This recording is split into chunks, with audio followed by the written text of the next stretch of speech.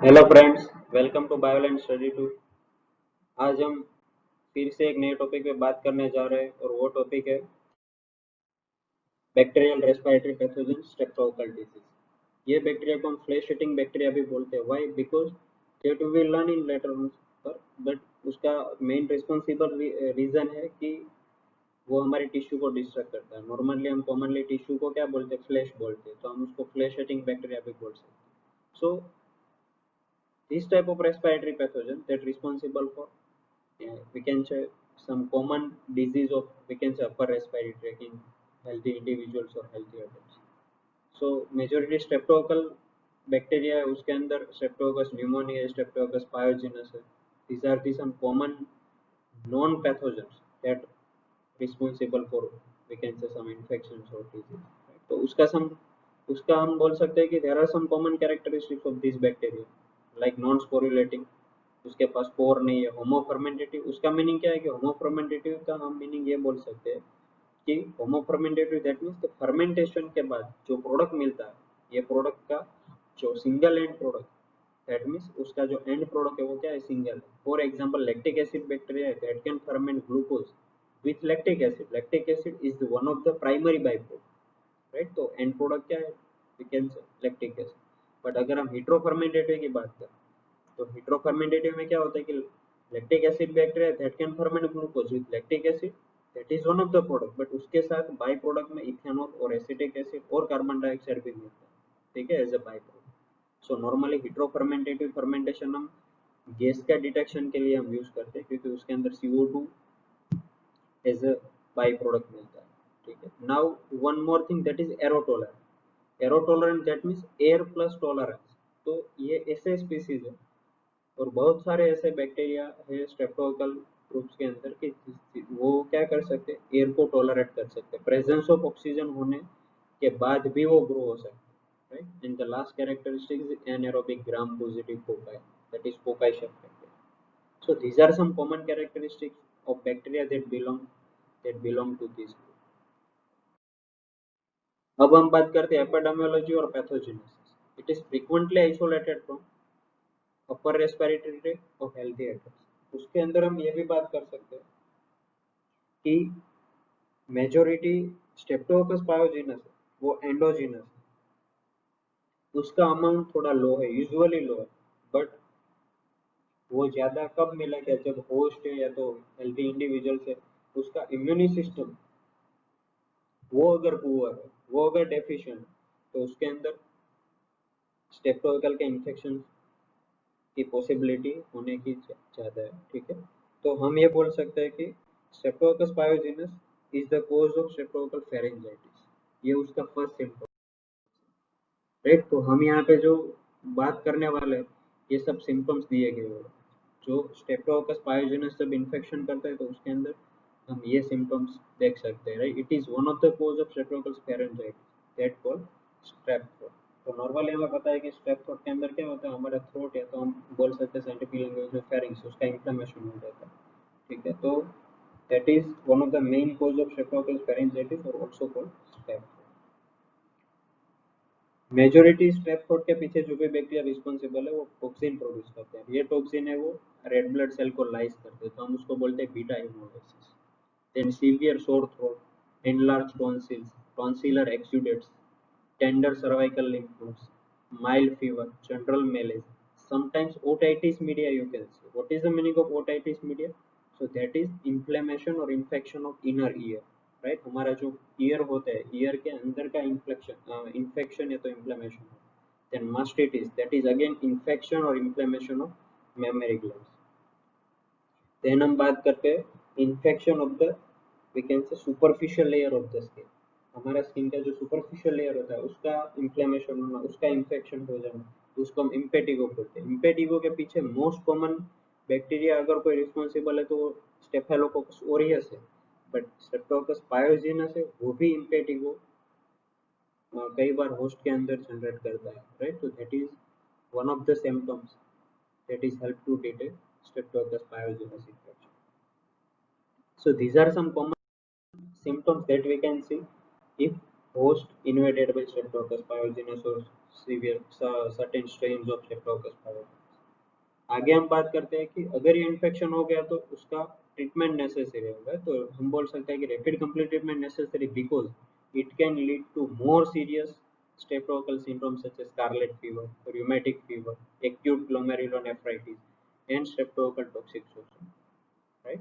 तो ये जो अलग अलग सिम्टम्स है उसको हम वन बाय वन स्टडी करते हैं। तो उसके अंदर फर्स्ट स्कारलेट। अब हम स्कारलेट फीवर की बात करें तो बहुत सारी ऐसी स्ट्रेन है स्ट्रेप्टोकोकस पायोजेनिस की that can we can say it can responsible to cause we can say scarlet fever. Why? Because these strains are responsible to produce pyrogenic exotoxin. Pyrogenic or pyrogens का meaning है ऐसे substance that can cause fever, right? So pyrogenic exotoxin ये produce करता है और ये pyrogenic exotoxin ये दो कंडीशंस के लिए रिस्पॉन्सिबल है। एक तो हम अभी बात करें स्कारलेट फीवर की और दूसरा लास्ट वाला जो टॉक्सिक शॉक सिंड्रोम है इसके लिए भी रिस्पॉन्सिबल है। तो एक्सोटॉक्सिन ये क्या है? That is super antigen. और अगर आपकी बॉडी में ये एक्सोटॉक्सिन आ गया तो वो क्या करता है? Recruiting massive numbers of T cell to the infected tissue. जहां पर भी हमें इन्फेक्शन होगा बैक्टीरिया का वहां पे ये टी सेल्स इकट्ठे हो जाएंगे। देन क्या होगा? तो T cells then secrete cytokines, right. और ये साइटोकाइन ऐसे सब्सटेंस जो सेल सिग्नलिंग करता है which activate large number of effector cells and resulting in systematic inflammation and tissue destruction. So मैंने आपको शुरुआत में बताया कि टिश्यू डिस्ट्रक्शन होता है और टिश्यू को हम कॉमनली बोलते हैं फ्लैश, राइट। तो फ्लैश ईटिंग बैक्टीरिया भी हम बोल सकते हैं, ठीक है। तो आपको एग्जाम में ये भी पूछ सकता है कि भाई write a detail note on flesh eating bacteria, तो you have to write all the slides all the content that we are studying right. Now the next streptococcal toxic shock syndrome, ये क्या है? तो इसके अंदर भी हम बोल सकते हैं कि भाई एक्सोटॉक्सिन वो रिस्पॉन्सिबल। तो exotoxin A and related exotoxin C में also cause some pink red rash, right. Red colour के रैशेस आ जाते हैं स्कारलेट फीवर होने के बाद, right. And also act to damage small blood vessels and initiate fever, right. तो this is one of the syndromes we can see when host infected or when person infected by we can say streptococcal pyogenes। आगे हम बात करें तो वो है we can say sometimes it also cause necrotizing fasciitis। अब ये necrotizing fasciitis क्या है? तो लिखा है कि rapid and progressive disease resulting in extensive destruction of subcutaneous tissues और हम क्या बोलते हैं उसको flesh eating bacteria, राइट। तो हमारी जो भी सबक्यूटेनियस टिश्यूज उसका डिस्ट्रक्शन हो जाता है। और मैं आगे आपको एक पिक भी दिखाऊंगा, पिक्चर भी दिखाऊंगा जिसके अंदर आप देख सकते हो कि कैसे इम्पेटिगो फॉर्मेशन होता है, राइट। कैसे रेड कलर के रशीज आ जाते हैं और बहुत सारी ऐसी रेफरेंसेस भी मेडिकल माइक्रोबायोलॉजी की इम्यूनोलॉजी के अवेलेबल है, उसके अंदर भी आपको बहुत सारे पिक्चर्स मिलते हैं। So in this condition exotoxin A and B as well as surface protein M, right, ये विरुलेंट प्रोटीन या तो हम पैथोजेनिक प्रोटीन भी बोल सकते हैं जो बैक्टीरिया के अंदर प्रेजेंट है, that act as a super antigen and resulting inflammation and extensive tissue destruction lead to death up to 30% of cases, but this is a chronic condition that leads to death। Now we are moving something like sometimes untreated cases, अगर proper treatment नहीं हो तो that lead to delay follow up disease like rheumatic fever। So rheumatic fever that mostly caused by rheumatogenic strains of S. pyogenes, sometimes cause acute glomerulonephritis, right? Glomerules that is what related to kidney। Kidney के बारे में अगर हम study करेंगे तो उसके अंदर हमें पता चला कि ग्लोमेरुलस क्या है जो फिल्ट्रेशन का काम है, उसका इन्फ्लेमेशन हो जाता है, right. And that cause sometime nephritis also, nephron का इन्फ्लेमेशन हो जाता है। And nephron is the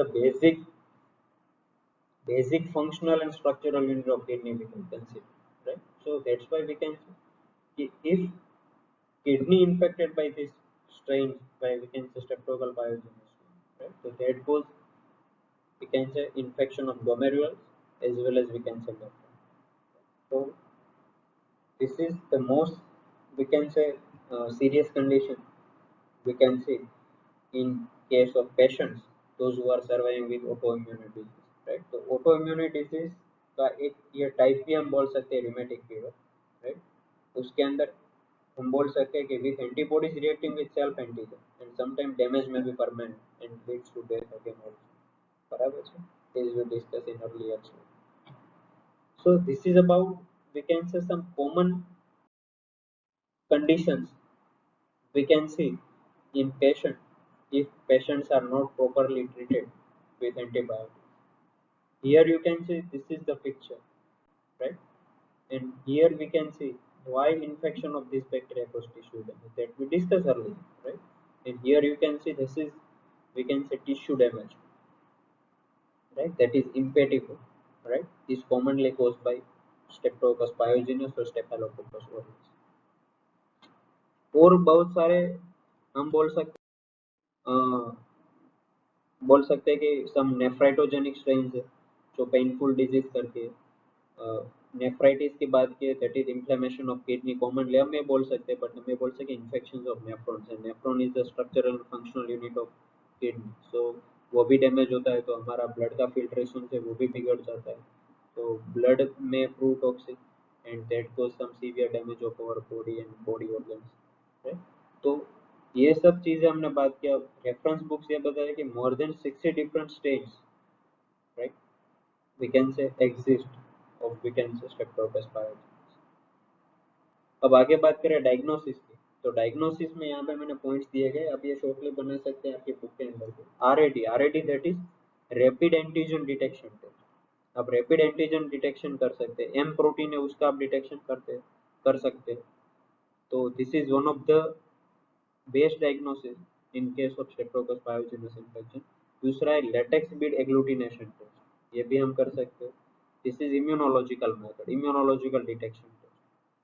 next है enzyme linked immunoassay, that is ELISA, enzyme linked immunosorbent assay और फ्लोरोसेंट एंटीबॉडी डिटेक्शन, ये भी कर सकते हैं। और detection of bacteria by isolation on specific media like sheep blood. अगर शीप ब्लड अगर है तो हम उसके ऊपर जो भी सैंपल है पेशेंट का वो हम उसके ऊपर आइसोलेट करके, उसके ऊपर इनोकुलेट करके हम उसको आइसोलेट कर सकते हैं और हम डिटेक्ट कर सकते हैं actual infection caused by which type of strain और which type of species, right? आगे अगर हम बात करें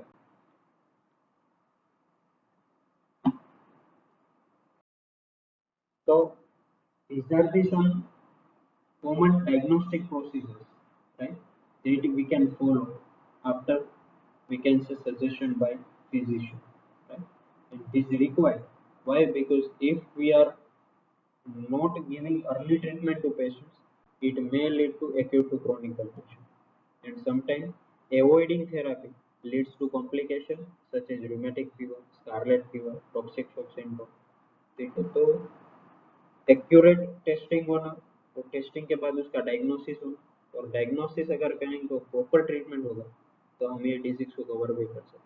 वायरस जितना हम नहीं बोल सकते डिस्ट्रक्टिव, बट हम ये बोल सकते हैं अगर प्रॉपर ट्रीटमेंट मिली तो हम ये डिजीज को क्योर कर सकते हैं। तो this is some basic discussion about Streptococcus pyogenes species or streptococcal disease that cause infection in upper respiratory tract, as well as some other condition that damage our body parts or our body condition।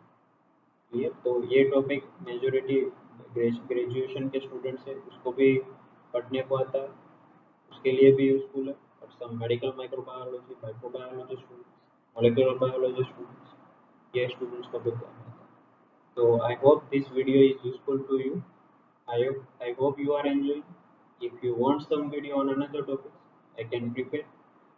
ये पूरी PPT का presentation का जो भी material है वो आपको मिलेगा नीचे, जो वीडियो के नीचे जो बॉक्स दिया गया है उसके अंदर लिंक है, और उसका पासवर्ड भी आपको दिया गया है, तो आपको डाउनलोड कर सकते हो और आपकी नोट्स प्रिपेयर करने के लिए आपको हेल्पफुल भी होगा। आगे और मैं 10 या 15 वीडियो ऐड करने जा रहा हूँ, 1 या 2 वीक के अंदर, जो कॉमन एमसीक्यूज है जो आपको कॉम्पिटिटिव एग्जाम के लिए प्रैक्टिस में आपको हेल्प करेगा। So I hope you are enjoying this channel. Thank you very much. Thank you. If you have any question, you can mail on this mail ID, or you can find me right on Instagram.